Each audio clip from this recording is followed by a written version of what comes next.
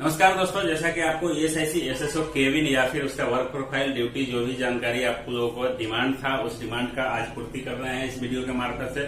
सारी बातों का जानकारी आप लोगों को मिलेगा इसमें। यूडीसी के केविन की बात जहां तक कर रहे हैं तो यूडीसी पर पोस्ट पर हूं मैं, तो केविन दिखा दिए थे। इसमें हम आपको अभी केविन नहीं दिखा रहे हैं। केविन क्या देखिएगा, जानकारी लीजिए। ये बड़ी अच्छी बात कही आप।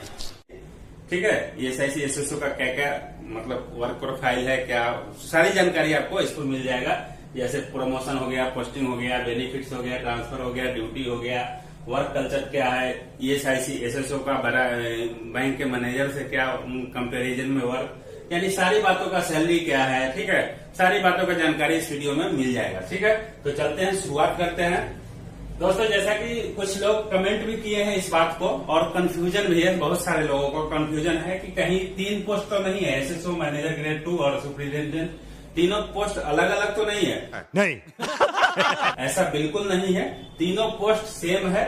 ठीक है, और रही बात तीनों को कहाँ कहाँ अलग अलग कैसे बोलते हैं, क्यों बोलते हैं, इस बात को जानकारी हम आपको सबसे पहले देते हैं कि आपको इस चैनल पर जो है ना ईएसआईसी डिपार्टमेंट का सारा पोस्ट के बारे में भी जो है ना शुरू से लेकर के लास्ट कौन कौन पोस्ट होता है वो भी वीडियो डाला हुआ है, आप उसको देख लीजिएगा।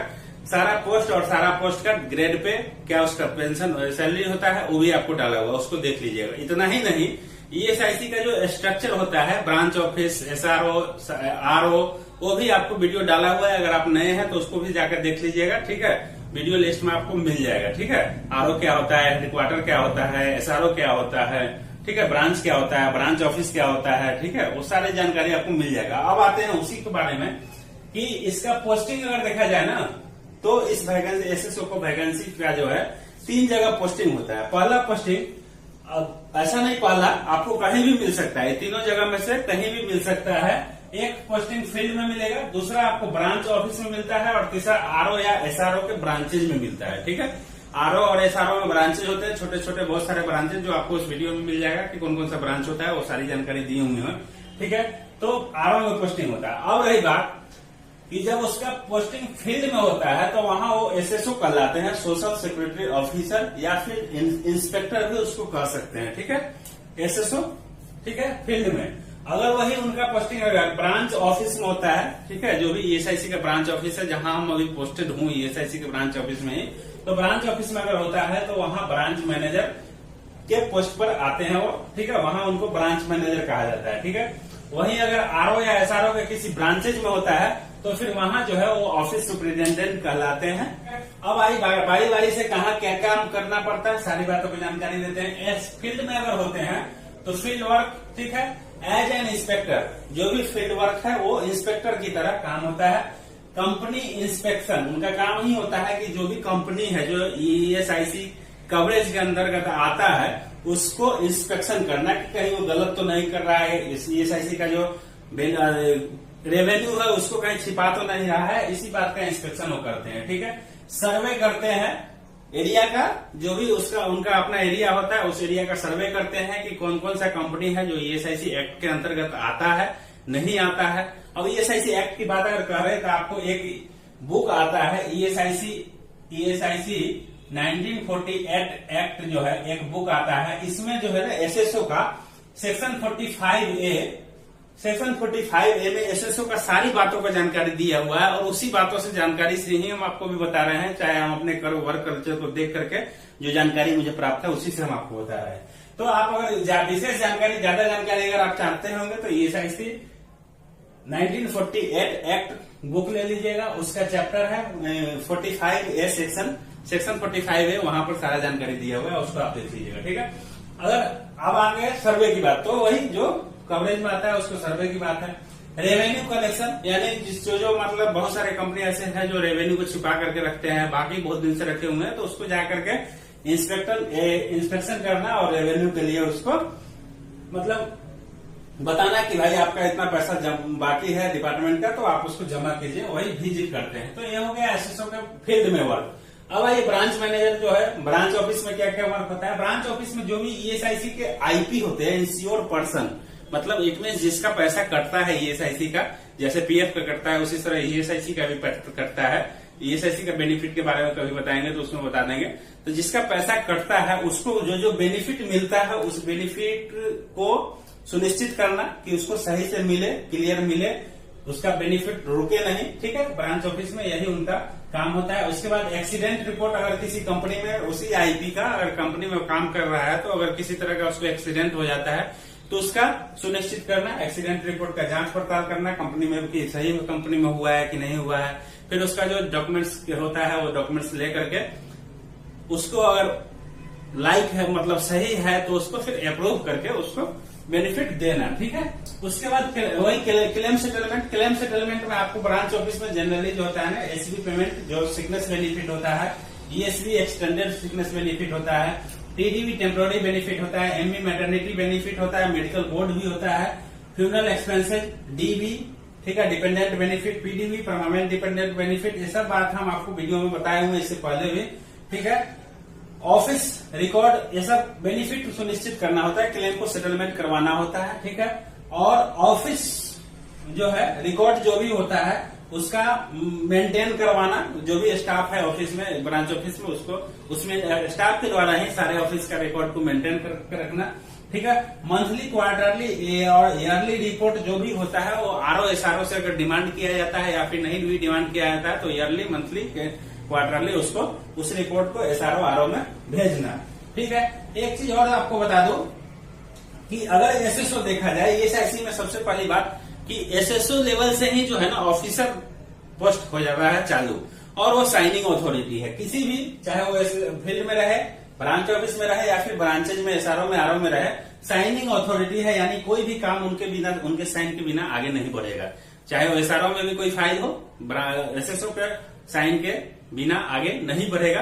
यानी फुल्ली साइनिंग अथॉरिटी है, फुल्ली रिस्पॉन्सिबिलिटी उनका बनता है ब्रांच ऑफिस और हर जगह। ठीक है, अब आते हैं एसआरओ में, ऑफिस सुपरिंटेंडेंट। एसआरओ में जो है कार्यालय सहायक, जिसको हिंदी में कह सकते हैं। एसआरओ में क्या क्या काम उनका होता है, तो लीगल ब्रांच में अगर होता है, ब्रांच से आपको संबंधित वीडियो में देख लीजिएगा। लीगल ब्रांच में अगर होंगे तो लीगल वर्क करेंगे।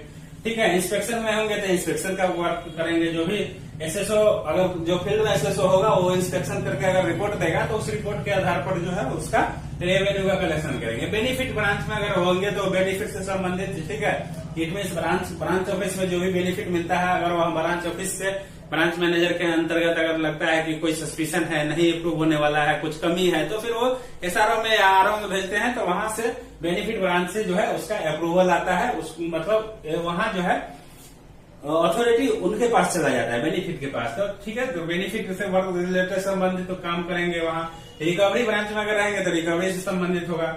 रजिस्ट्रेशन ऑफ एम्प्लॉय, अगर मान लेते हैं जो कंपनी का जो भी आईपी होता है उसका नया अगर मान लेते हैं किसी कंपनी में आप ज्वाइन करते हैं, वहां तो आपको निश्चित है रजिस्ट्रेशन होगा। तो रजिस्ट्रेशन ऑफ एम्प्लॉय से काम जो है, जनरल वर्क जो भी कुछ होता है एसआरओ में उसका भी देखना होता है।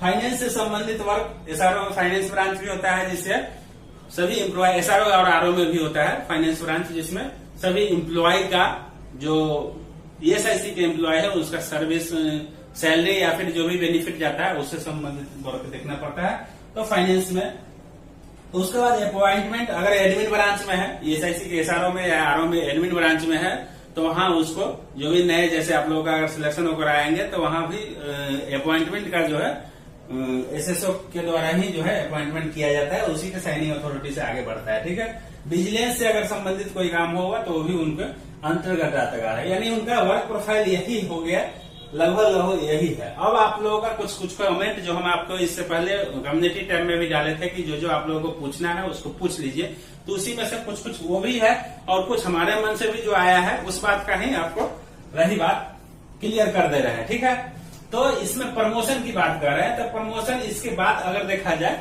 ईएसआईसी एसएसओ का जो है प्रमोशन जस्ट इसके बाद क्या होगा तो एडी में होगा। ठीक है, असिस्टेंट डायरेक्टर होगा, उसके बाद अगर होता है तो डीडी में होता है डिप्टी डायरेक्टर, उसके बाद भी अगर होता है तो जेडी में होगा ज्वाइंट डायरेक्टर।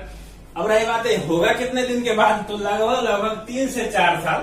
ठीक है, 3 से 4 साल, 5 साल भी लग सकता है, डिपेंडेड अपॉन अपर सीट, यानी उसके ऊपर वाले सीट के ऊपर डिपेंड करता है कि आपका कितने दिन में प्रमोशन होता है। अगर सीट आगे ऊपर का खाली जल्दी हो जाता है तो फिर आपका प्रमोशन जल्दी हो जाएगा, क्योंकि एडी का सीट आपको बता दूं कि प्रमोटिव सीट ही है, एडी पर एक डायरेक्ट रिक्वायरमेंट नहीं होता है। ठीक है, तो 3 से 4 साल में भी 5 साल में भी प्रमोशन होने की संभावना रहता है। ठीक है, प्रमोशन से बात क्लियर हो गई। अब आ गई पोस्टिंग।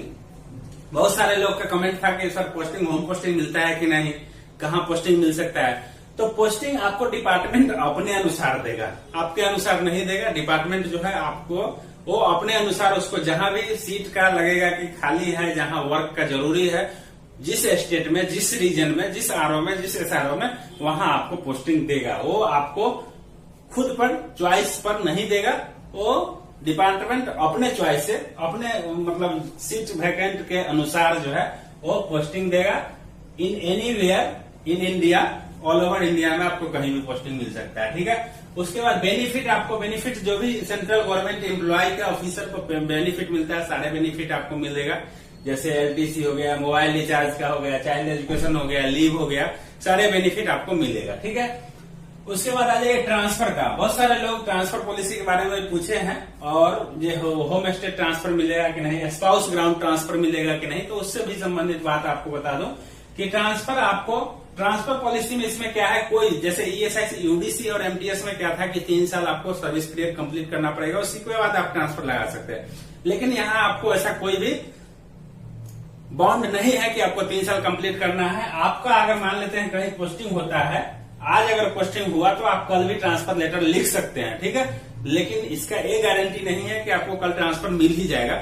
आप लेटर लिख सकते हैं, हेडक्वार्टर को लेटर लिख सकते हैं। हेडक्वार्टर फिर अपना सोचेगा, डिपेंड करता है कि हेडक्वार्टर आपको ट्रांसफर कितने दिन में देगा। जहां का आप ट्रांसफर मांग रहे हैं वहां का सीट वैकेंट को देखेगा हेडक्वार्टर, उसके बाद ही उस पर डिसीजन लेगा। ठीक है, और रही बात स्पाउस ग्राउंड, स्पाउस ग्राउंड पर ट्रांसफर जल्दी हो जाता है।